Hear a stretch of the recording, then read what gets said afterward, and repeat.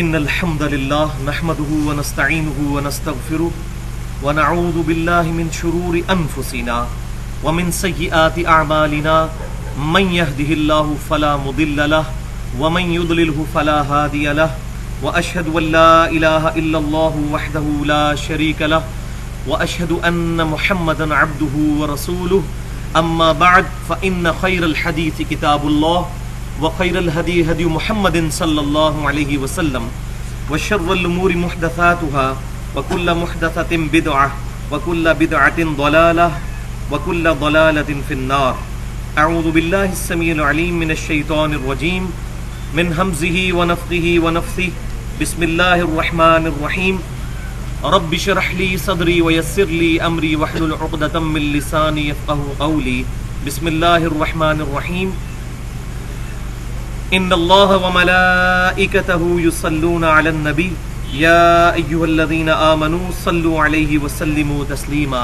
اللهم صل على محمد وعلى ال محمد كما صليت على ابراهيم وعلى ال ابراهيم انك حميد مجيد.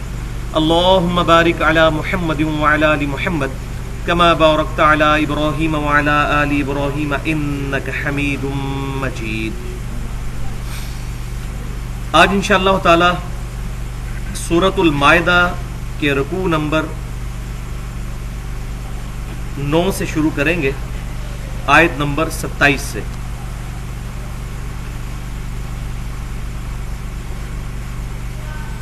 بسم اللہ الرحمن الرحیم. وَاتْلُ عَلَيْهِمْ نَبَأَ ابْنَيْ آدَمَ بِالْحَقِّ. اے محبوب صلی اللہ علیہ وسلم، ان پر آدم علیہ السلام کے بیٹوں کا واقعہ ٹھیک ٹھیک بیان کیجئے. وہ واقعہ کیا تھا؟ اذ قربا قربانا فتقبل من احدہما. جب دونوں نے قربانی دی تو اللہ تعالیٰ نے دونوں میں سے ایک کی قربانی قبول کر لی. ولم یتقبل من الآخر. اور دوسرے کی قبول نہیں کی. قال لأقتلنک. تو جس کی قربانی قبول نہیں ہوئی تھی وہ جیلس ہوا اور حسد میں اس نے کہا کہ میں تجھے قتل کر دوں گا. قال انما یتقبل اللہ من المتقین. تو وہ دوسرا کہنے لگا کہ بے شک اللہ تعالیٰ تو پرہیزگاروں کی جو قربانی ہے اس کو قبول کرتا ہے. اب اس کانٹیکسٹ کو بھی ذرا سمجھ لیجئے. اس میں قرآن پاک اور ہمارے ذخیرے احادیث میں کوئی ڈیٹیل موجود نہیں کہ یہ واقعہ کیا تھا. البتہ یہودیوں کے ہاں جو اسرائیلی روایات ملتی ہیں ان سے ہمیں یہ بات پتہ چلتی ہے، اور ضروری نہیں کہ اس کی صحت ٹھیک بھی ہو، لیکن وہ قرآن پاک کی اس بات میں فٹ ان بیٹھتی ہے. وہ یہ کہ جب آدم علیہ السلام کے ذریعے اللہ تعالیٰ نے انسانیت کا سلسلہ شروع فرمایا تو آدم علیہ السلام کو اللہ تبارک و تعالیٰ صبح کے وقت ایک جوڑا اولاد کے طور پر عطا فرماتا تھا اور ایک جوڑا شام کے وقت. جو جوڑا صبح کے وقت پیدا ہوتا تھا اس کا جو میل ہوتا تھا یعنی لڑکا، اس کی شادی جو ہے وہ شام کو پیدا ہونے والی فیمیل کے ساتھ ہوتی تھی، لڑکی کے ساتھ. اور جو شام والا لڑکا ہوتا تھا اس کی شادی جو ہے وہ صبح پیدا ہونے والے جوڑے میں جو ساتھ لڑکی ہوتی تھی اس کے ساتھ ہوتی تھی. تو اب یہ آدم علیہ السلام کے دو بیٹے قابیل اور حابیل. قابیل کے ساتھ جو لڑکی پیدا ہوئی وہ اس کو پسند تھی اور وہ چاہتا تھا کہ اس کو اپنے نکاح میں لے، جبکہ اس کی اوریجنلی شادی تو حابیل کے ساتھ پیدا ہونے والی لڑکی کے ساتھ ہونی چاہیے تھی، لیکن وہ چاہتا تھا جو میرے ساتھ پیدا ہوئی ہے میری بہن، میں اس کے ساتھ شادی کروں. تو پھر دونوں بیٹوں کے درمیان اختلاف ہوا اور طے یہ پایا کہ اب اس اختلاف کو دور کرنے کا طریقہ یہ ہے کہ اللہ تعالیٰ سے فیصلہ کروایا جائے، اور وہ یہ کہ اللہ تعالیٰ کے حضور قربانی پیش کی جائے. جس کی قربانی اللہ تعالیٰ قبول فرما لے تو اس کا موقف جو ہے وہ حق پر مبنی ہوگا. اور ظاہر ہے کہ قابیل جو ہے وہ زیادتی پر مبنی تھی اس کی بات، لیکن پھر بھی یہ طے پایا. اور سورہ آل عمران کے اندر یہ ڈیٹیل ذکر موجود ہے کہ بنی اسرائیل کے اندر اللہ تعالیٰ نے ٹینجیبل فارم کے اندر معجزات رکھے ہوئے تھے. اور وہ اس طرح کہ اس وقت قربانی قبول کرنے کا طریقہ کار یہ تھا کہ جب بھی کوئی شخص اللہ کے لیے کوئی بھی قربانی کرتا تھا تو اس کو کھلے میدان میں رکھ دیتا تھا، پھر آسمان سے ایک بجلی گرتی تھی جو اس قربانی کو جلا کر راکھ کر دیتی تھی، اور یہ انڈیکیٹر ہوتا تھا اس بات کا کہ اس بندے کی قربانی قبول ہوتی ہے۔ تو انہوں نے بھی اپنی اپنی قربانیاں اپنے رب کے حضور پیش کی، اور حابیل کی قربانی جو ہے وہ اللہ تعالیٰ نے قبول کر لی اور قابیل کی قبول نہیں کی، جس سے ان کو پتہ چل گیا کہ ایک کی قربانی قبول ہے اور دوسرے کی مردود، یعنی کہ وہ فزیکل فارم میں قربانی سامنے نظر آ جاتی تھی قبول ہوتے ہوئے۔ تو ہم جو قربانی دیتے ہیں وہ دل کے حال تو اللہ ہی بہتر جانتا ہے، کوئی شخص ڈیفینیٹلی نہیں کہہ سکتا کہ میری بات یا میری عبادت یا میرے اعمال یا میری قربانی اللہ کے حضور قبول ہوئے ہیں یا نہیں، لیکن اللہ سے اچھی امید رکھنی چاہیے۔ لیکن اس وقت اللہ تعالیٰ نے حصی طور پر یہ چیزیں کی ہوئی تھی کہ قربانی فزیکلی پتہ چل جاتا تھا کس کی قبول ہے اور کس کی نامقبول ہے۔ تو قابیل کی قربانی جو ہے وہ اللہ تعالیٰ نے قبول نہیں کی، حابیل کی، اور ظاہر ہے اس کا موقف ویسے ہی غلط تھا قابیل کا۔ تو اب وہ جیلس ہوا کہ میری قربانی قبول نہیں ہوئی، تو اس کے بھائی نے اس کو کہا کہ اللہ جس کی چاہتا ہے قبول کر لیتا ہے۔ تو اس نے یہ دل میں ٹھان لی کہ میں اس کو قتل کروں گا۔ اب حسد جو ہے یہ بڑی بری چیز ہے، اس نے اس کو اس نہج تک پہنچایا کہ اپنے بھائی کے قتل پر وہ آمادہ ہو گیا۔ تو اب جب اس نے اپنے اس ناپاک ارادے کا اظہار کیا اپنے بھائی کے سامنے، حابیل کے سامنے، تو حابیل نے کیا کہا وہ ہے اگلی آیت 28 نمبر آیت، لَإِن بَسَطتَ إِلَيَّ يَدَكَ لِتَقْتُلَنِي، اس نے کہا کہ اگر تو میری طرف ہاتھ بڑھائے گا اس لیے کہ تو مجھے قتل کرے، مَا أَنَا بِبَاسِطٍ يَدِيَ إِلَيْكَ لِأَقْتُلَكَ، تو میں ہاتھ بڑھانے والا نہیں تیری طرف کہ تجھے قتل کروں، یعنی میں پریمپٹیولی تمہیں قتل کرنے کی کوشش نہیں کروں گا۔ اس کا مطلب کوئی یہ نہ سمجھے کہ اگر کوئی شخص کسی کو قتل کرنے کے لیے آ جائے تو وہ اپنا آپ اس کے سامنے پیش کر دے، ایسا نہیں ہے۔ مراد یہ ہے کہ میں اپنی طرف سے کوئی ایکٹ نہیں کروں گا پریمپٹیولی، جس کو ہم اردو میں حق شفا کے طور پر، کہ چونکہ یہ میرے ساتھ کرنے والا ہے میں پہلے اس کو قتل کر دوں، اس طریقے سے نہیں۔ جو کچھ یہ بدماشی امریکہ نے کی ویپن آف ماس ڈسٹرکشن کے نام سے عراق کے اوپر، کہ جی عراق سے بڑا خطرہ ہے دنیا کو، ہم پہلے ہی عراق کو ختم کرتے ہیں، تو اس نے کہا کہ میں پریمپٹیولی تمہارے اوپر یہ ایکٹ نہیں کروں گا کہ تمہیں قتل کر دوں، ورنہ اگر کوئی قتل کرنے کے لیے آئے تو اپنا دفاع کرنا ضروری ہے۔ صحیح مسلم میں تو یہاں تک حدیث موجود ہے کہ اگر کوئی چور تمہارے گھر میں گھس آئے اور تمہارا مال چھیننا چاہے تو تم اس کے ساتھ لڑائی کرو، اگر تم مارے گئے تو اللہ کے حضور شہید لکھے جاؤ گے۔ تو مقابلہ کرنے کی ترغیب دلائی گئی ہے۔ تو اس نے کہا کہ میں پریمپٹیولی کبھی بھی تمہیں قتل کرنے کی کوشش نہیں کروں گا، اگرچہ تمہارا یہ ناپاک ارادہ مجھے پتہ چل چکا ہے۔ انی اخاف اللہ رب العالمین، بے شک میں خوف رکھتا ہوں رب العالمین سے، جو سارے جہانوں کا پالنے والا ہے۔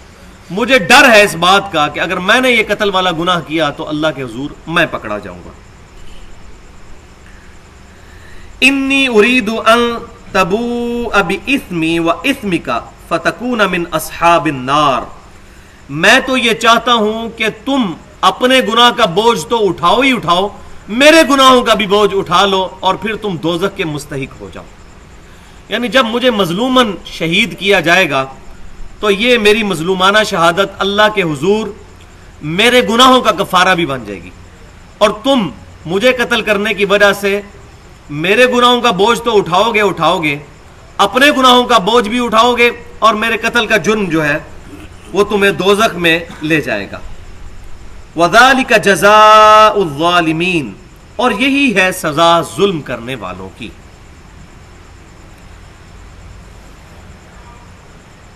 فَطَوَّعَتْ لَهُ نَفْسُهُ قَتْلَ أَخِيهِ، پس اس کے نفس نے اس کے بھائی کے قتل کو اس کے لیے آسان کر دیا۔ فَقَتَلَهُ فَأَصْبَحَ مِنَ الْخَاسِرِينَ، سو اس نے اس کو قتل کر دیا اور خسارہ پانے والوں میں سے ہو گیا۔ کون؟ قابیل۔ اور یہ یاد رکھنا اکثر لوگ بھول جاتے ہیں قابیل قاتل ہے یا حابیل۔ تو قابیل کے ساتھ قاف الف آتا ہے، تو قاتل میں بھی قاف الف آتا ہے، تو قابیل قاتل ہے، حابیل جو ہلاک ہو گیا، تو ہلاک بھی ہے سے شروع ہوتا ہے اور حابیل بھی ہے سے، تو یہ یاد رکھنا آسان ہے۔ یہاں پر صحیح بخاری اور مسلم کی وہ متفق علیہ حدیث بھی یاد کر لیجئے۔ امام کائنات سید الاولین والآخرین شفیع المذنبین رحمت للعالمین سیدنا و مولانا امام اعظم محمد رسول اللہ صلی اللہ علیہ وآلہ وسلم نے ارشاد فرمایا کہ جب بھی کوئی انسان کسی دوسرے انسان کو قتل کرتا ہے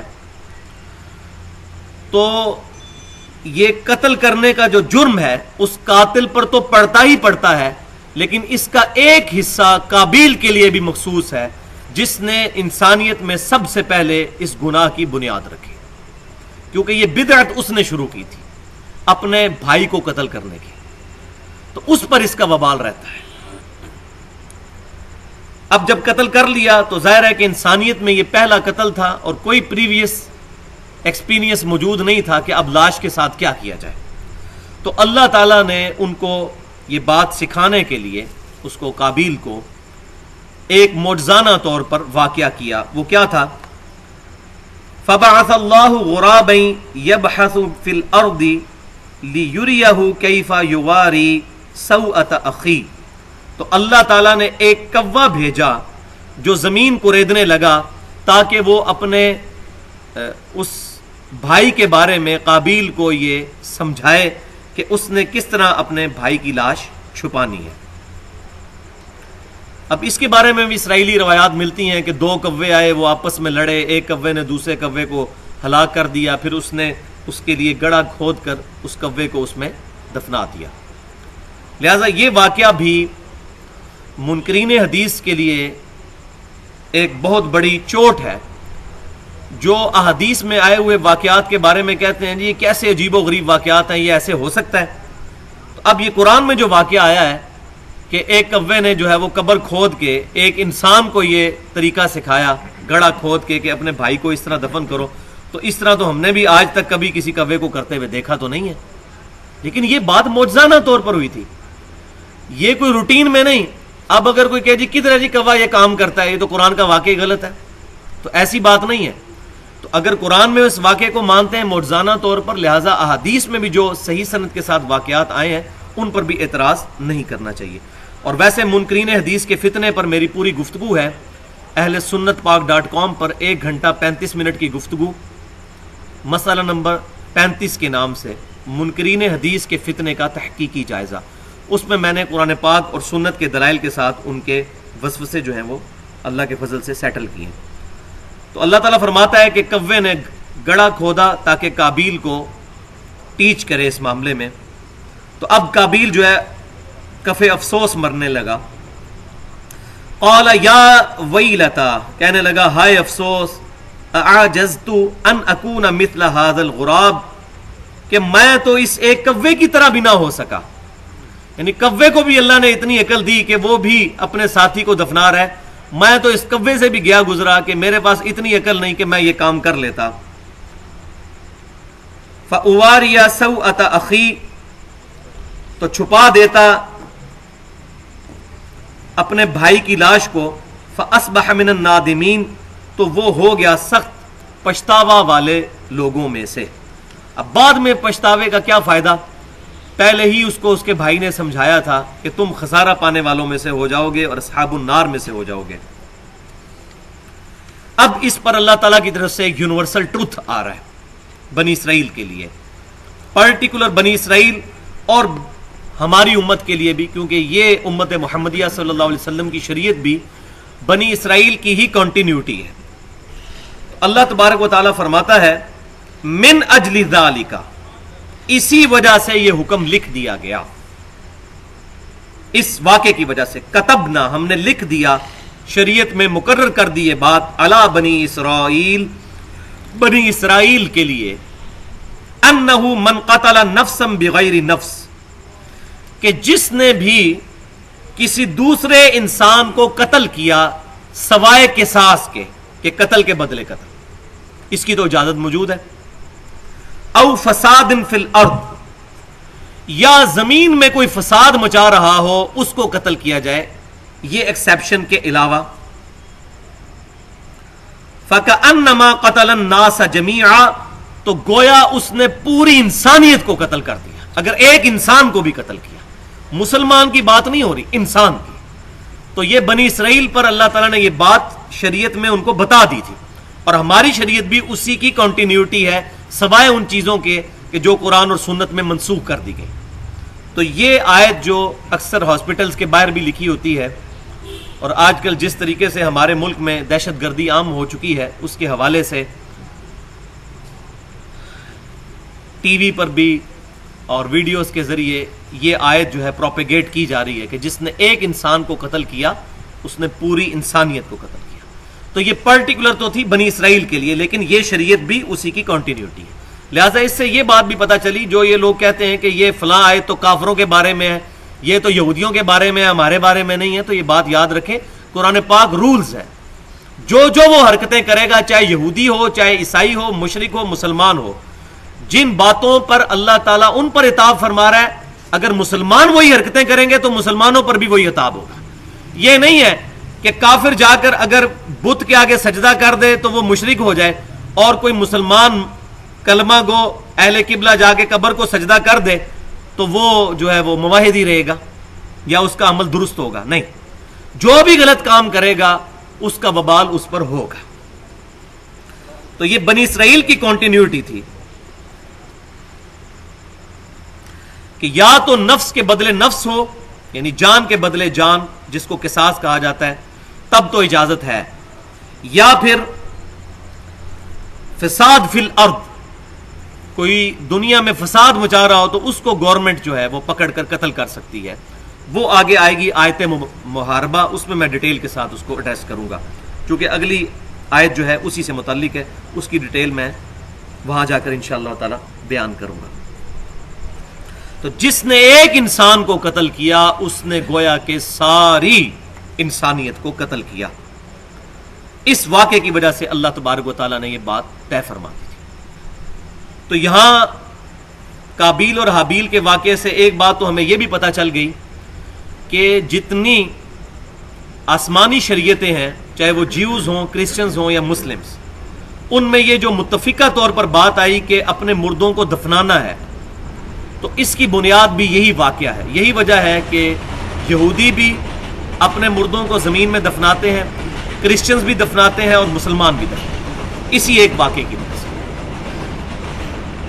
اور دوسری بات یہ بھی پتہ چلی کہ انسانی تمدن میں اہم ترین چیز جو ہے وہ احترام جان ہے۔ دو ہی بنیادی چیزیں ہیں انسانی تمدن کو قائم کرنے کے لیے، ایک احترام جان اور دوسرا احترام مال۔ اگر یہ دو چیزیں کسی معاشرے میں محفوظ ہوں گی تو وہی معاشرہ اچھے تمدن والا معاشرہ تصور کیا جائے گا۔ اسی لیے اللہ تبارک و تعالیٰ نے اس پر سب سے زیادہ قرآن پاک میں زور دیا ہے، اور سورۃ النساء میں تو اس کا ایپیکس آ چکا ہے، جہاں پر میں نے تقریباً 35 منٹ کی گفتگو کی تھی، جو مسئلہ نمبر 27 کے نام سے اہل سنت پاک.com پر رکھی ہوئی ہے، مسئلہ نمبر 28 کے نام سے، قتل مسلم اور خودکش حملوں کی شرعی حیثیت۔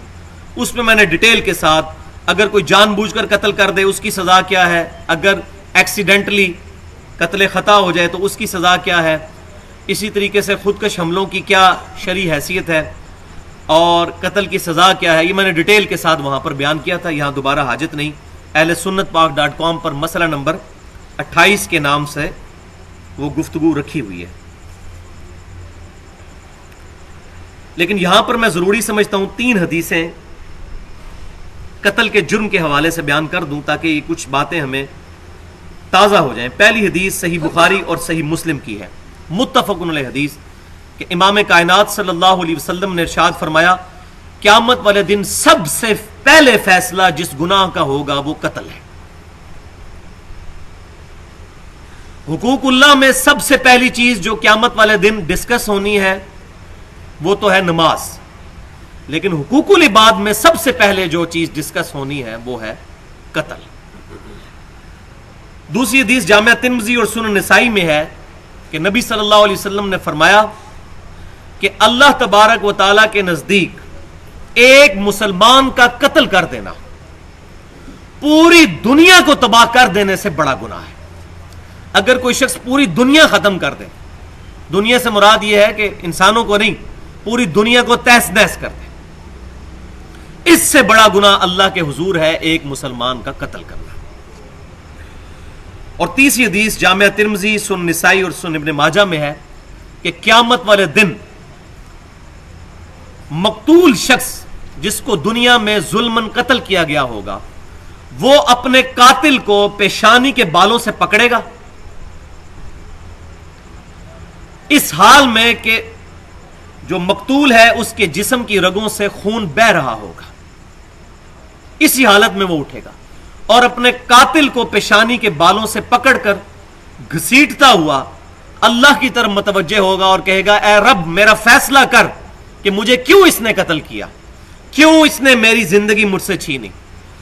اور اللہ تبارک و تعالیٰ اس کو اتنی اجازت دے گا کہ وہ اللہ تعالیٰ کے عرش کے قریب پہنچ جائے گا اپنی بات ریکارڈ کروانے کے لیے، اپنا پروٹیسٹ ریکارڈ کروانے کے لیے. تو یہ بڑا نازک معاملہ ہے.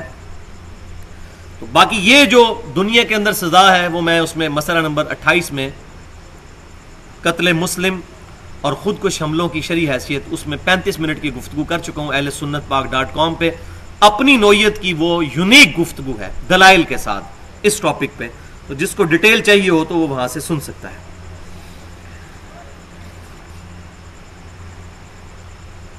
اب اس کے ساتھ ہی اللہ تبارک و تعالیٰ نے فرما دیا جس نے ایک انسان کو قتل کیا اس نے پوری انسانیت کو قتل کیا. وَمَنْ أَحْيَاهَا فَكَأَنَّمَا أَحْيَا النَّاسَ جَمِيعًا، اور جس نے ایک جان کو بچایا گویا کہ اس نے پوری انسانیت کو بچا لیا. اس کی وجہ یہ ہے کہ ایک انسان کو بچانا اس کی پوری نسل کا بچانا ہے. اور یہ جو سسٹم ہے معاشرے کا جو چل رہا ہے اس کے امن کے قائم کرنے کے لیے یہ چیز ضروری ہے کہ ایک امیر انسان کی بھی جان کی وہی وقت ہو جو ایک غریب انسان کی. ورنہ اگر یہ سمجھا جائے کہ غریب جتنے مرضی قتل کر دیے جائے خیر ہے اور امیر قتل نہ ہو، تو ایک غریب کو قتل کرنا پوری انسانیت کو قتل کرنا ہے، کیونکہ یہ ایک پنڈورا باکس کھل جائے گا. پھر ہر شخص قانون کو اپنے ہاتھ میں لے کے اپنے دشمنوں کو مارنا شروع کر دے. اسی لیے کہا گیا ایک انسان کا قتل پوری انسانیت کا قتل ہے. اور سورۃ البقرہ میں گزرا ہے اللہ تعالیٰ نے فرمایا قصاص میں ہی زندگی ہے اے عقل والو اگر تم اس بات کو سمجھو. یعنی قتل کی جو پیروی ہے یہ ہونی چاہیے. باقی گناہوں میں تو کہا گیا کہ چلو معاف کر سکتے ہو، لیکن قتل والے معاملے میں اللہ تعالیٰ نے اس چیز کو پروموٹ کیا ہے کہ قاتل کو جو ہے وہ سزا ملنی چاہیے. یہ پریفریبل بات ہے تاکہ باقیوں کے لیے عبرت بنے. وَلَقَدْ جَاءَتْهُمْ رُسُلُنَا بِالْبَيِّنَاتِ، اور بے شک یہودیوں کے پاس، بنی اسرائیل کے پاس رسول آئے کھلی نشانیوں کے ساتھ. ثُمَّ إِنَّ كَثِيرًا مِّنْهُمْ بَعْدَ ذَلِكَ فِي الْأَرْضِ لَمُسْرِفُونَ، لیکن پھر بھی ان میں سے اکثریت زمین میں فساد مچانے والی ہے. یعنی انہوں نے انبیاء کرام علیہ السلام کی تعلیمات کو پس پش ڈال دیا اور حق بات کو قبول نہیں کیا. اگرچہ ان میں 1400 سال تک صحیح بخاری میں آتا ہے کہ ایسا عرصہ گزرا ہے کہ کوئی نبی بھی ایسا نہیں تھا کہ وہ فوت ہونے سے پہلے اپنی جگہ ایک نبی کو خلیفہ نہ بنا لے. 1400 سال تک نبوت کی چین نہیں ٹوٹی بنی اسرائیل میں، لیکن انہوں نے انبیاء کرام علیہ السلام کی تعلیمات کو پس پش ڈالا. تو ظاہر ہے بھائی اگر آج ہم بھی اس قرآن کو پس پش ڈالیں گے تو صرف آپ صلی اللہ علیہ وسلم کے ساتھ مبارک نسبت ہونا ہمیں نفع نہیں دے گی اگر ہم نے آپ صلی اللہ علیہ وسلم کے اس وسیع اور خلیفہ کو پس پش ڈال دیا. صحیح مسلم میں انٹرنیشنل نمبرنگ کے مطابق کتاب المسافرین چیپٹر میں 1897 نمبر حدیث ہے. سیدنا عمر رضی اللہ تعالیٰ عنہ کہتے ہیں میں نے نبی صلی اللہ علیہ وسلم سے یہ بات سنی تھی، اللہ تعالیٰ اس قرآن کی وجہ سے قوموں کو عروج دے گا اور اس قرآن کی وجہ سے قوموں کو ذلیل و خوار کر دے گا. اور آج مسلمانوں کی ذلت کی واحد وجہ اس قرآن سے دوری ہے. اسی طریقے سے صحیح مسلم میں کتاب الطہارہ چیپٹر میں انٹرنیشنل نمبرنگ کے مطابق 534 نمبر حدیث ہے کہ آپ صلی اللہ علیہ وسلم نے فرمایا القرآن حجت لک او علیک، قرآن یا تیرے حق میں حجت ہے یا تیرے خلاف حجت ہے. اگر قرآن پر عمل کیا، اس کی تعلیمات کے مطابق زندگی گزاری، تو پھر یہ ہمارے حق میں گواہی دے گا کہ یا اللہ یہ واقعی شریعت پہ چلنے والا تھا، اور اگر اس کے خلاف چلے تو یہ ہمارے خلاف گواہی دے گا. اور یہ کیا گواہی دے گا؟ خود امام کائنات صلی اللہ علیہ وسلم کے بارے میں اسی قرآن میں سورۃ الفرقان کی آیت نمبر 30 ہے، وقال الرسول یا رب ان قوم اتخذوا هذا القرآن مہجورا. اور امام کائنات صلی اللہ علیہ وسلم شکایت لگائیں گے اللہ کے حضور کہ اے اللہ میری امت نے قرآن کو پیٹ کے پیچھے ڈال دیا. اب مجھے بتائیے، جس کی شکایت امام کائنات سید الاولین والآخرین شفیع المذنبین رحمت للعالمین سیدنا و مولانا امام اعظم محمد رسول اللہ صلی اللہ علیہ وسلم لگا دیں، اس کی شفاعت کون کرے گا؟ پھر ہمیں تو بتایا گیا شفاعت ہی ہونی ہے، یہ نہیں بتایا گیا شکایت بھی لگنی ہے قرآن چھوڑنے کی وجہ سے. ایسا دھوکے میں رکھا ہے ہمارے علماء نے، ہمارے ماں باپ نے بھی، ان کا بھی کیا قصور، نہ انہوں نے قرآن پڑھا نہ ان کے ماں باپ نے پڑھا. یہ تو بڑا خوش نصیب دور ہے کہ جب دنیاوی تعلیم ایک بلیسنگ ہے کہ لوگ اپنے دین کو پڑھ کے دیکھ رہے ہیں کہ واقعی اس دین میں کیا لکھا ہے. ہمیں بھی نہیں پتا تھا، تو جہاں پیدا ہوتا ہے وہیں لگ جاتا ہے.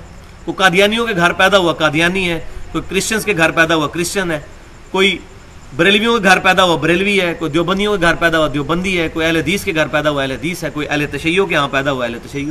کوئی شخص نہیں یہ سوچے گا میں کسی دوسرے کے بارے میں بھی اسٹڈی کر کے دیکھوں، شاید میں غلط ہوں دوسرا صحیح ہو، اور کتابوں میں خود دین کو دیکھوں، کیونکہ دین تو کتابوں میں ہے، شخصیات میں نہیں ہے. دین کتابوں کے اندر ہے، شخصیات کو غلطی لگ بھی سکتی ہے.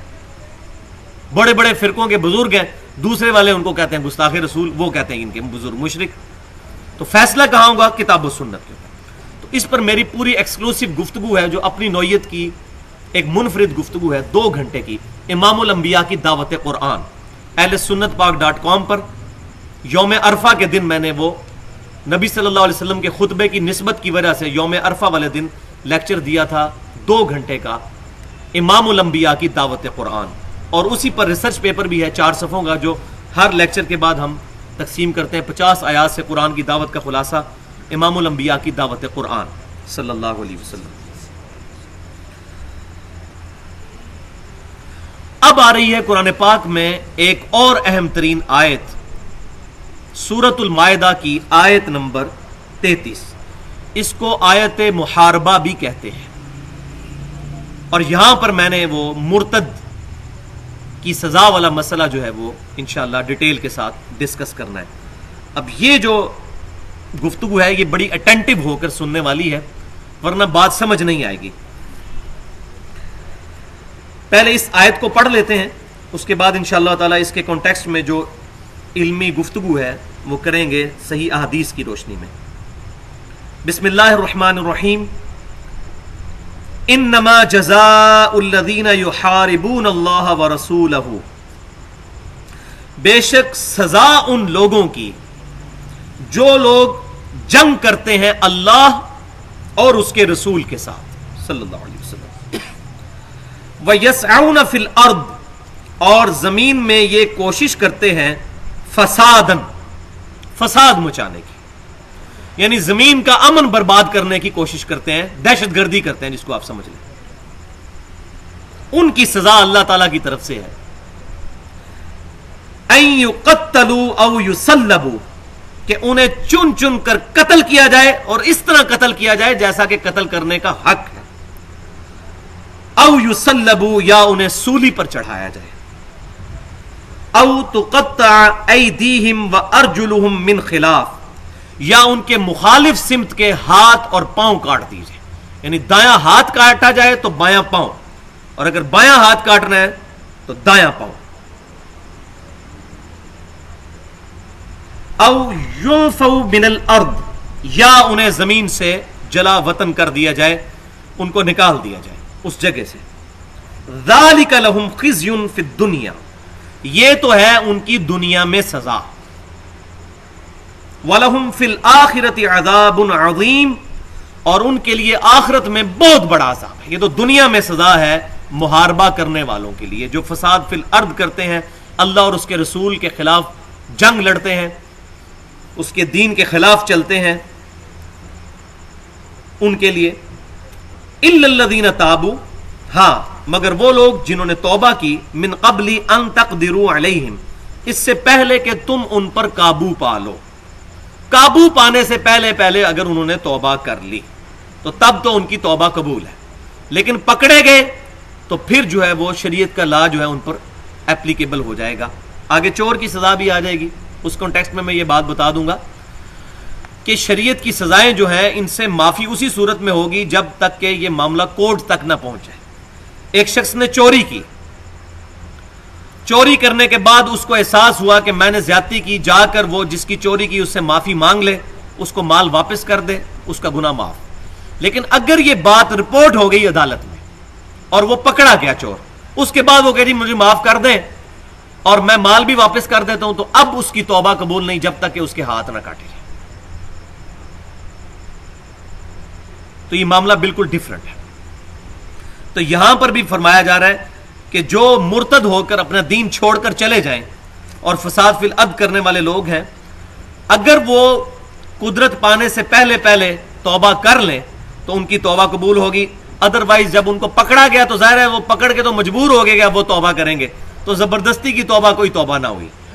لیکن یہ ان کے لیے جو فساد فی الارض کرنے والے جو عادی مجرم ہے، یہ بات یاد رکھیے گا، عادی مجرم، کیونکہ یہ بات عادی مجرم والی بات یاد رکھنی، کیونکہ میں آگے اس کو پھر ڈیٹیل کروں گا. یہ نہیں ہے کہ کوئی شخص بھی گستاخی کر دے نبی صلی اللہ علیہ وسلم کی، اس کو پکڑ کے جو ہے وہ سولی پہ چڑھا دیا جائے.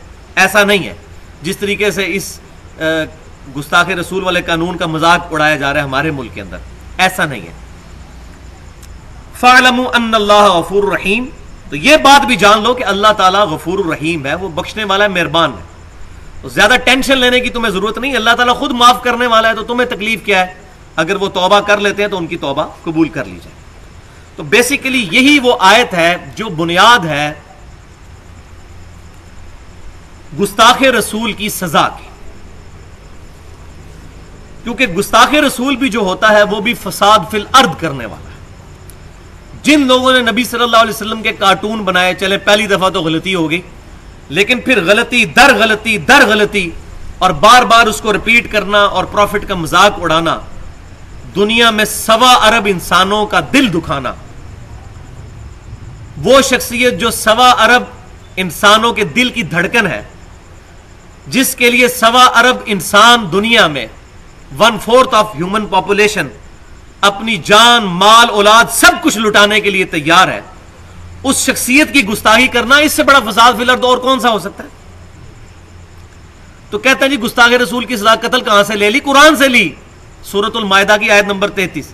فساد فی الارض کرنے والے کی سزا یہ ہے کہ اس کو قتل کیا جائے، اور جیسا کہ قتل کرنے کا حق ہے اس کو سولی چڑھایا جائے، اس کے ہاتھ پاؤں کاٹے جائیں. لیکن یہاں پر کچھ اہم پوائنٹس بھی میں ڈسکس کر لوں،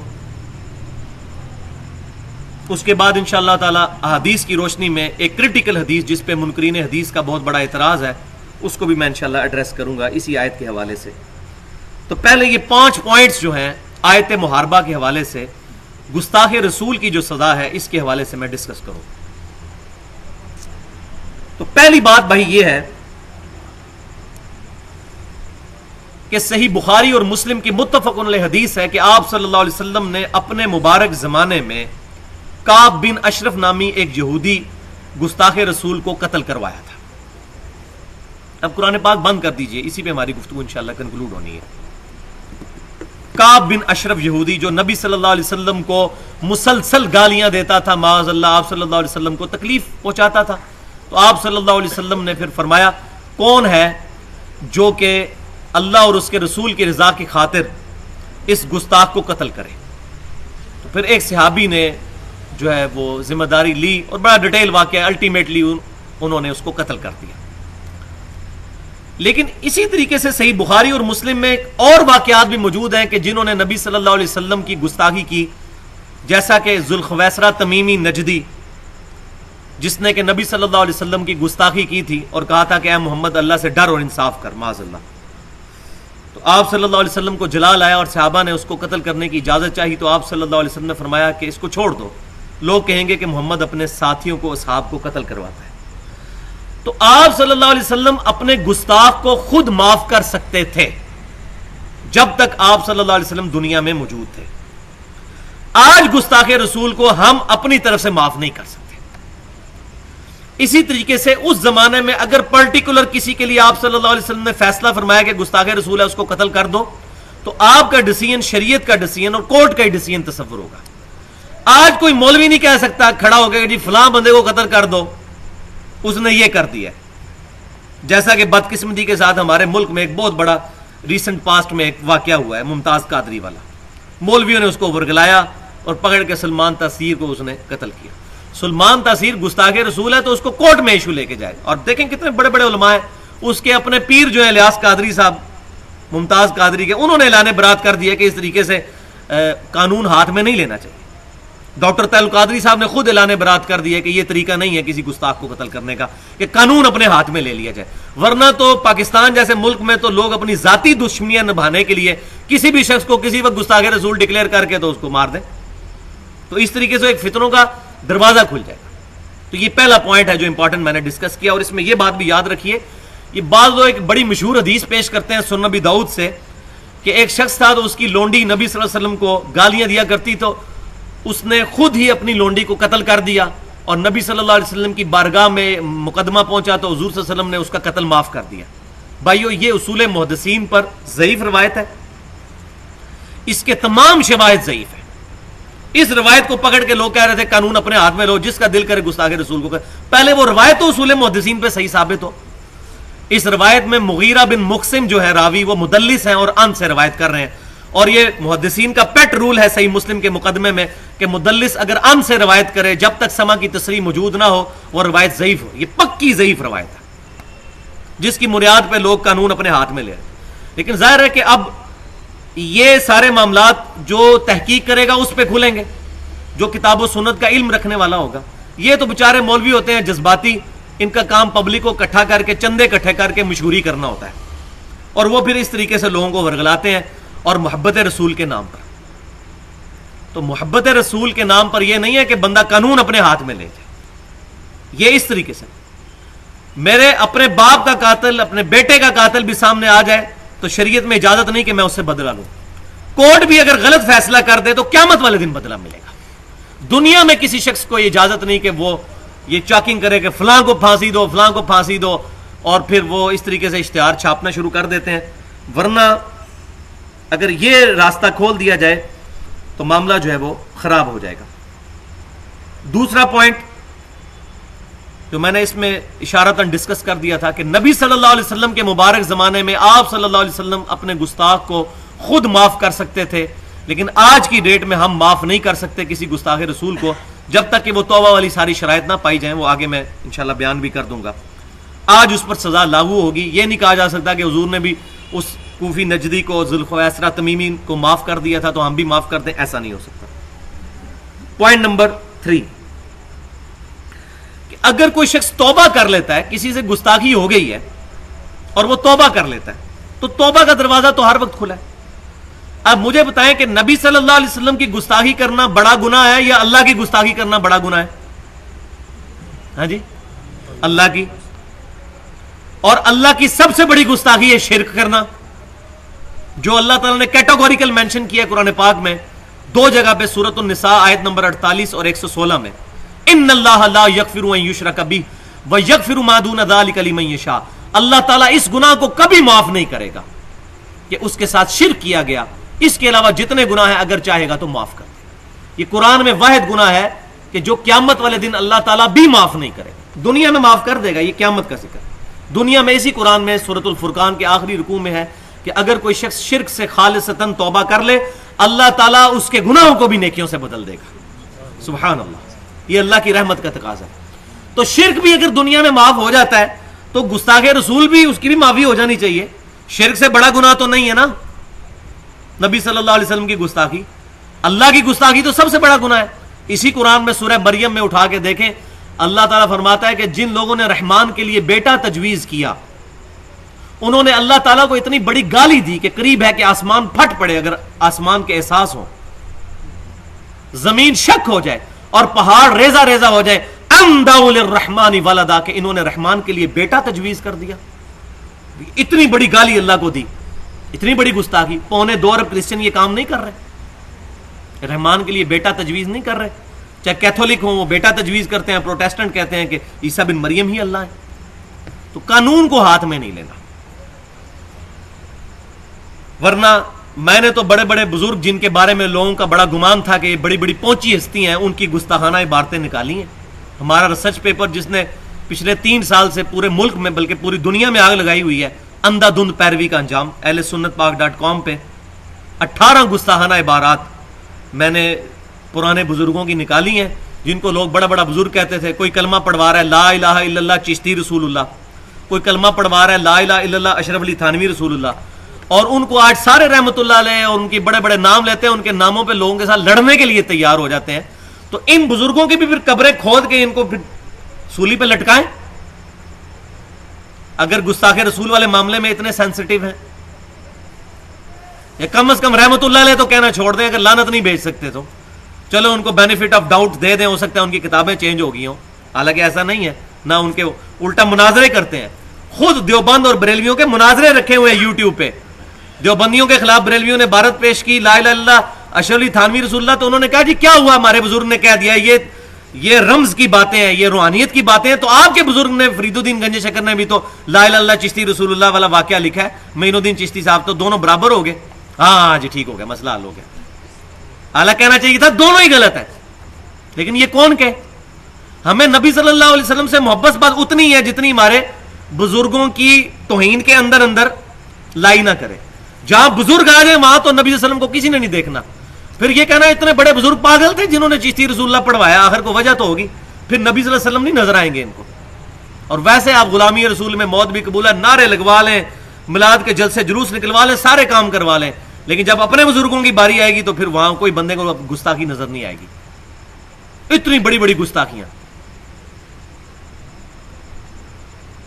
تو پھر اگر یہ معاملہ کرنا ہے تو پھر ان کے سارے ماننے والے مولوی، جو مولوی ان کو رحمت اللہ علیہ اور شیخ الاسلام اور ان کو ڈکلیئر کرتے ہیں حکیم الامت اور مریض الامت اور یہ سارے مجدد دین و ملت اور مجدد دین بدعت، ان سارے مولویوں کو پھر ٹانگا جائے. اگر یہ اصول اس سے سمجھنا ہے تو کہ نہیں یہ نہیں کرنا چاہیے. تو ہم بھی یہی کہہ رہے ہیں کہ بجائے ان کو یہ کرنا ہے کہ ان کو سمجھانا چاہیے. مسلمان بھائی ہیں، اہل قبلہ ہیں، تعویل کی غلطی لگی ہوئی ہے، غلطی کسی کو بھی لگ سکتی ہے. اور یہی ہم نے اس پمفلٹ پہ کیا، اہل سنت پاک .com پہ رکھا ہوا ہے. بڑے بڑے علماء جو بڑے بڑے فنین اپنے مکاتب فکر کے بنتے تھے، چاہے وہ دیوبند کے الیاس گھمن صاحب ہوں یا بریلویوں کے حنیف قریشی صاحب، سارے بھاگے ہوئے اس پمفلٹ سے. کسی کی جرت نہیں کہ لکھ کے جواب دے.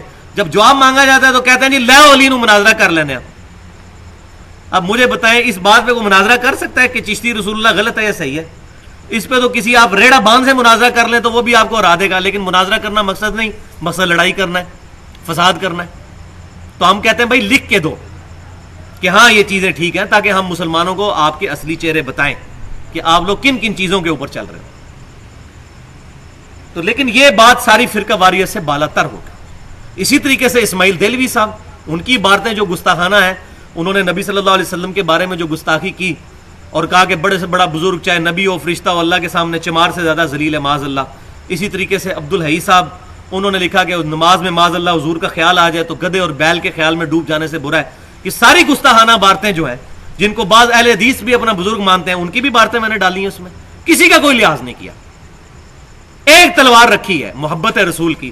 جو اس زد میں آتا ہے، چاہے تقویت الایمان آتی ہو، چاہے باقی بزرگوں کی باتیں آتی ہوں، ساری اس میں ڈالی ہیں. یہی تو وجہ ہے کہ جواب کوئی نہیں دے سکتا. جواب تو یہ دیتے تھے کہ جی ہمارے بزرگوں نے کیا تو آپ کے بزرگوں نے بھی کیا ہے. جو میں اکثر مثال دیتا ہوں کہ کسی کا بچہ فیل ہو گیا تو باپ نے بلا کے پوچھا کہ بیٹا تو کیوں فیل ہوا؟ تو کہنے لگا ابو جی آپ کے دوست کا بیٹا بھی فیل ہو گیا نا. یہ جواب ہے کہ ہم غلط ہیں تو وہ بھی غلط ہے نا. تو بھائی اس سے آپ اللہ کی بارگاہ میں جان چھڑا لیں گے یہ باتیں کر کے. پوائنٹ نمبر 4، اگر کوئی شخص عادتاً گستاخ رسول ہو، عادتاً توبہ پیش کی گئی، توبہ کی، پھر اس نے مسلسل اپنی روٹین یہ بنا لی ہے نبی صلی اللہ علیہ وسلم کا مذاق اڑانے کی، قرآن و سنت کے دلائل پہ، مولویوں کے کہنے پہ نہیں. مولوی تو جس کو چاہیں گستاخ رسول ڈکلیئر کر دیتے ہیں. کوئی شخص یہ کہہ دے کہ نبی صلی اللہ علیہ وسلم انسان تھے، ہماری طرح کے انسان نہیں تھے، صفت بشریت میں ہماری طرح تھے، باقی کمالات میں کسی انسان کو ان کے کوئی نسبت نہیں ہے. صحیح بخاری اور مسلم کی متفق علیہ حدیث ہے، آپ کے پسینہ مبارک میں سے خوشبو آتی تھی، ہمارے پسینے میں سے بدبو آتی ہے. صحیح بخاری اور مسلم کی متفق علیہ حدیث ہے، آپ صلی اللہ علیہ وسلم اپنی پیٹھ کے پیچھے بھی دیکھ لیتے تھے، حالانکہ یہاں آنکھ نہیں تھی لیکن آپ کو 360 ڈگری ویژن نظر آتا تھا، ہمیں سامنے بھی صحیح نظر نہیں آتا. تو آپ صلی اللہ علیہ وسلم کے کمالات اپنی جگہ، لیکن انسان تھے. سورہ بنی اسرائیل میں ہے کہ اگر زمین پر فرشتے آباد ہوتے تو فرشتوں میں سے پیغمبر بھیجتے، چونکہ انسان آباد ہے تو انسانوں میں سے پیغمبر آئیں گے. اور آپ صلی اللہ علیہ وسلم کی افضلیت بھی انسان ہونا ہے، کیونکہ انسان تو نور سے افضل ہے. تو آپ صلی اللہ علیہ وسلم نور ہدایت ہے، انسانیت کے لیے نور ہے. قرآن بھی نور ہے، صحیح بخاری بھی نور ہے، صحیح مسلم بھی نور ہے، صحابہ کے اقوال بھی نور ہے، نور ہدایت. لیکن فی نفسی آپ صلی اللہ علیہ وسلم انسان، اور ایسے انسان کے انسانیت کو بھی فخر ہے. ایسے انسان اشرف المخلوقات افضل البشر، الحمدللہ آپ سے افضل بشر کوئی نہیں. تو ایسے جو عادی مجرم ہوں گے ان کے لیے گستاخ رسول کی سزا ہوگی. اور پوائنٹ نمبر 5 یہ ہے کہ پاکستان میں بھی جو قانون ہے اس کے اوپر بھی نظر ثانی اس اعتبار سے ضرور ہونی چاہیے گستاخ رسول کی کہ کوئی شخص قانون کو اپنے ہاتھ میں نہ لے، اور اگر کوئی شخص قانون اپنے ہاتھ میں لیتا ہے اس پہ جو شرعی سزا بنتی ہے اس کو دی جائے. دوسرا، اگر کوئی شخص کسی پر ایلیگیشن لگاتا ہے کہ فلاں شخص گستاخ رسول ہے تو یہ چیز کنفرم کر لی جائے کتاب و سنت کے دلائل پہ کہ واقعی یہ گستاخی ہے بھی ہے یا نہیں ہے. کیونکہ لوگ اپنی مرضی سے اپنے ذاتی مقاصد کو فلفل کرنے کے لیے کسی کے بارے میں گستاخ رسول کا فتویٰ لگا کے اس کو مروا دیتے ہیں. جیسا کہ آج سے میرا خیال ہے 15 سال کم از کم تو ہو چکے ہیں اس واقعے کو. ہمارے قریبی گجرانوالا شہر کے اندر ایک حافظ قرآن تھا رضوان نام کا، تو وہ بیچارہ قرآن پاک کے پرانے صفات جو ہے وہ جلا رہا تھا. تو لوگوں نے اپنی ذاتی دشمنی نبھانے کے لیے کہا جی اس نے قرآن کو آگ لگا دی، اس کو قتل کر دیا ڈنڈے مار مار. اور بعد میں پتہ چلا ایسا معاملہ نہیں تھا. یہ بھی بات یاد رکھیں کہ قرآن پاک کے پرانے صفات کو جلا سکتے ہیں، یہ کوئی گستاخی نہیں ہے. صحیح بخاری اٹھا کے دیکھیں، سیدنا عثمان غنی رضی اللہ تعالیٰ عنہ نے بھی وہ تمام نسخے جلا دیے تھے قرآن پاک کے جن کی وجہ سے جو قرات کا اختلاف ہو رہا تھا. بہتر یہ کہ دفنایا جائے، لیکن جلائیں بھی تو چونکہ ہماری عوام پاگل ہے، کسی کے سامنے نہ جلایا کریں. اگر جلانا ہے تو علیحدگی میں جلائے تاکہ کوئی بندہ فتوی نہ لگا دے. تو بہتر یہ ہے کہ اس کو زمین میں دفنا دیا جائے. اور اگر دریا برد کرنا ہے یا ڈیم میں ڈالنا ہے تو پھر کسی موٹے بورے میں ڈال کے اس میں بھاری پتھر ڈال کے اوپر سے بند کر کے ڈالیں. کیونکہ آپ یہ دیکھ لیں ہمارے ساتھ ہی بالکل دریائے جہلم ہے، جب یہ بریتی نکلتی ہے تو کتنے قرآن پاک کے صفحے جو ہیں وہ کنارے پر آئے ہوتے ہیں، کیونکہ اسی طریقے سے صفحے پھینک دیتے ہیں. تو اگر کسی موٹے بورے میں ڈال کے اوپر سے اس کو بند کر کے بیچ میں وزنی پتھر ڈالیں گے تو وہ دریا کے یا ڈیم کے پیندے تک پہنچ جائے گا. یہ اس کو احترام کے ساتھ دفن کرنے کا طریقہ ہے.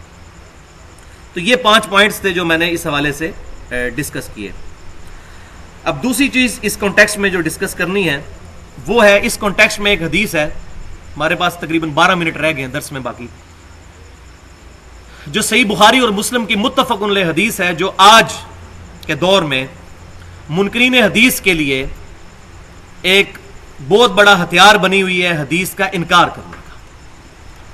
تو منکرین حدیث کا جو فتنہ ہے وہ میں نے پہلے بھی عرض کیا کہ مسئلہ نمبر 35 کے نام سے اہل سنت پاک.com پر 1 گھنٹہ 35 منٹ کی علمی گفتگو ہے، جس نے واقعی منکرین حدیث کے جو دلائل تھے ان کا صحیح علمی رد کیا اور کمر توڑی ہے ان کی، الحمدللہ. تو یہ اہل سنت پاک.com پہ میری گفتگو رکھی ہوئی ہے. اور اسی کے ساتھ جو دوسری پینڈولم کی ایکسٹریم ہے، ایک تو منکرین حدیث والی ایکسٹریم، اور دوسری ایکسٹریم یہ ہے کہ آپ ہر طرح کی روایت اور قصے کہانیوں پہ بھی دین کی بنیاد رکھیں، یہ بھی فتنہ ہے. اور اس کو میں نے مسئلہ نمبر 36 کے نام سے اہل سنت پاک.com پر 1 گھنٹہ 25 منٹ کی گفتگو ہے، ضعیف الاسناد اور من گھڑت احادیث کے فتنے کا تحقیقی جائزہ. وہ تھا منکرین حدیث کے فتنے کا تحقیقی جائزہ، اور یہ ضعیف الاسناد اور من گھڑت احادیث کے فتنے کا تحقیقی جائزہ. تو دونوں ایکسٹریمز کا الحمدللہ اللہ کے فضل سے رد کیا ہے. تو یہاں پر بھی یہ بخاری اور مسلم کی متفق علیہ حدیث جو اور بھی کئی کتابوں میں موجود ہے، اور کم از کم 8 صحابہ سے یہ روایت ہے کہ نبی صلی اللہ علیہ وسلم کے مبارک زمانے میں کچھ لوگ نیو مسلم بن کر آئے مدینہ شریف میں، مسلمان ہوئے، اور عرب تھے، پینڈو لوگ تھے، گاؤں کے رہنے والے. مدینہ شریف کی آب و ہوا ان کو راس نہ آئی، ان کو خارش کی بیماری لگ گئی. تو نبی صلی اللہ علیہ وسلم نے ان کو اوپن ایئر میں، جہاں پر صدقے کے اونٹ وغیرہ تھے مال غنیمت کے، وہاں پر ان کو بھیج دیا اور فرمایا کہ اونٹ کا دودھ اور اس کا پیشاب ملا کر اس کو پیو تو اس کی وجہ سے تمہاری بیماری دور ہو جائے گی. تو انہوں نے اونٹ کا دودھ اور اونٹ کا پیشاب ملا کر پیا اور ان کی خارش کی بیماری جاتی رہی. اس حدیث پہ جو اعتراضات ہیں وہ بعد میں ڈسکس کروں گا, ابھی اس کو تحمل کے ساتھ سنتے جائیں. اب کیا ہوا کہ جب وہ تندرست ہوئے تو انہوں نے جو نبی صلی اللہ علیہ وسلم کی طرف سے چرواہے تھے وہاں پر ان کو قتل کیا اور وہ اونٹ بھگا کر لے گئے. مرتد ہو گئے, اللہ اور اس کے رسول کے خلاف انہوں نے اعلان جنگ کر دیا, اسلام بھی چھوڑ دیا. تو نبی صلی اللہ علیہ وسلم نے ان کے پیچھے دوڑایا صحابہ کو, انہوں نے ان کو پکڑا, ان کو پکڑ کر قتل کیا, ان کے ہاتھ پاؤں کاٹے, ان کی آنکھوں میں بھی سلائیاں پھروائیں اور ان کو ریگستان میں تڑپ تڑپ کر مرنے کے لیے چھوڑ دیا. یہ ہے پوری حدیث, اور یہ جو سزا دی گئی وہ اسی آیت محاربہ کے تحت, آیت نمبر 33 سورۃ المائدہ کی, کہ جو اللہ اس کے رسول کے ساتھ جنگ کرتے ہیں, جو اپنا دین چھوڑ جاتے ہیں, ان کے بارے میں یہ سزا. اچھا, اب اس کانٹیکسٹ میں پورا چیپٹر بھی موجود ہے صحیح بخاری کے اندر, کتاب الاستتابۃ المرتدین چیپٹر. صحیح بخاری اور مسلم میں درجنوں حدیثیں ہیں, اور اس میں امت میں سب سے بڑی مثال آپ صلی اللہ علیہ وسلم کے مبارک زمانے کے بعد سیدنا علی کا دور ہے, جو بخاری اور مسلم میں درجنوں حدیثیں ہیں کہ خوارج کے خلاف انہوں نے قتال کیا تھا. وہ ڈیٹیل کے ساتھ احادیث ہیں, اور حضور صلی اللہ علیہ وسلم نے پہلے ہی پیشن گوئی فرمائی تھی کہ جب میری امت میں تفریق ہوگی, صحیح مسلم میں حدیث موجود ہے, تو مسلمانوں کا کہ دو گروہ بن جائیں گے, پھر ان دونوں میں سے ایک تیسرا گروہ نکلے گا خوارج کا, اور وہ جو مسلمانوں کے دو گروہ بنے ہوئے ہوں گے ان میں سے جو گروہ ان خوارج کے ساتھ قتال کرے گا وہ اس وقت حق پر ہوگا.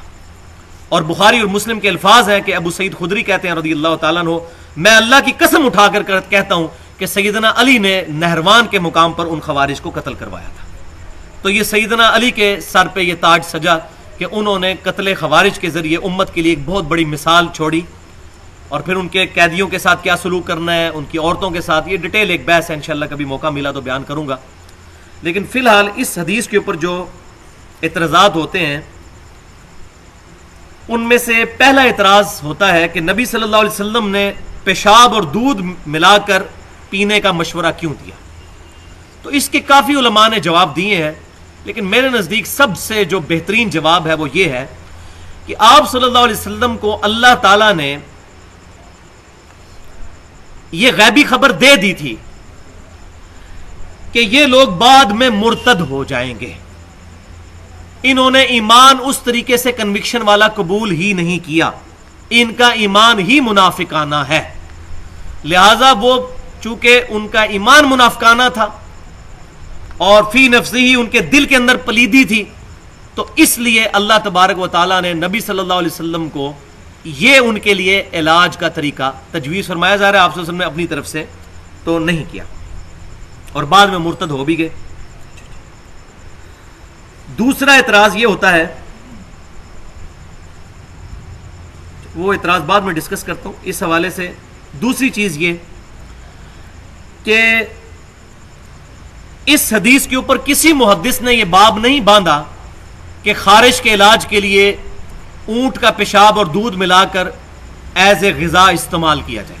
کسی محدث نے یہ فہم نہیں لیا, نہ کسی صحابی نے, نہ کسی تابعی نے, نہ کسی تبع تابعی نے, نہ طب نبوی میں کہیں یہ بات ملتی ہے کہ چونکہ حضور کا یہ بتایا ہوا فارمولہ ہے تو اس کو استعمال کیا جائے. اس سے بھی یہ بات پتہ چلتی کہ صحابہ تابعین تبع تابعین کو یہ فہم کلیئر تھا کہ آپ صلی اللہ علیہ وسلم نے یہ علاج پرٹیکولر ان کے لیے ہی تجویز فرمایا جنہوں نے بعد میں مرتد ہو جانا تھا.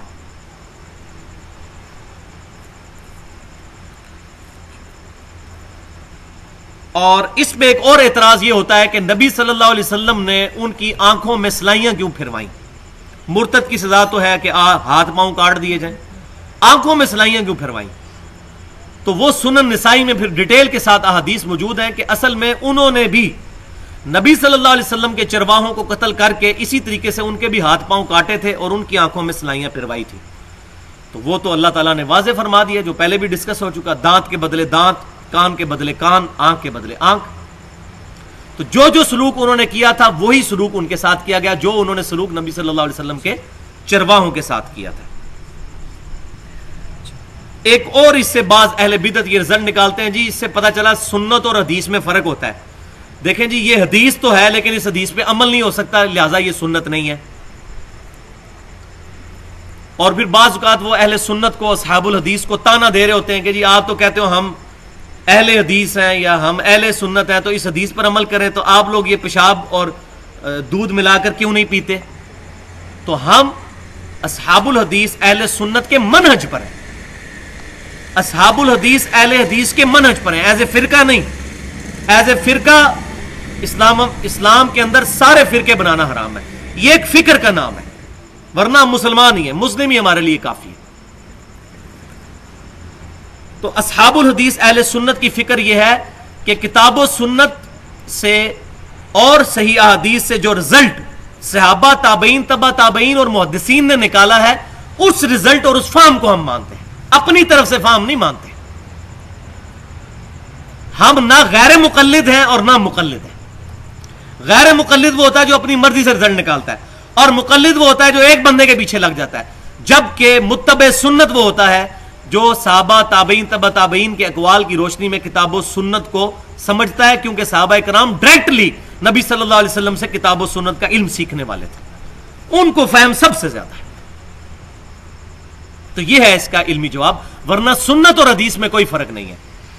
مسواک کرنا سنت ہے. صحیح بخاری میں حدیث موجود ہے آپ صلی اللہ علیہ وسلم نے فرمایا مسواک تمہارے رب کی خوشنودی کا باعث ہے. اور بخاری اور مسلم کی متفق علیہ حدیث ہے اگر مجھے امت کا خیال نہ ہو تو میں مسواک کرنے کا حکم دے دوں ان کو فرض کر دوں. اس کا یہ مطلب نہیں ہے کہ مسواک چھوڑ دی جائے. مراد یہ ہے کہ اس کو سنت کے طور پہ اڈاپٹ کیا جائے. یعنی اتنی اہم سنت ہے کہ فرض کے قریب نبی صلی اللہ علیہ وسلم اس کو درجہ دے دیتے اگر امت کے ساتھ شفقت نہ فرماتے. تو یہ سنت کہاں سے پتہ چلی؟ حدیث سے. تو حدیث پر پریکٹیکل ایپلیکیشن کا نام ہی سنت ہے.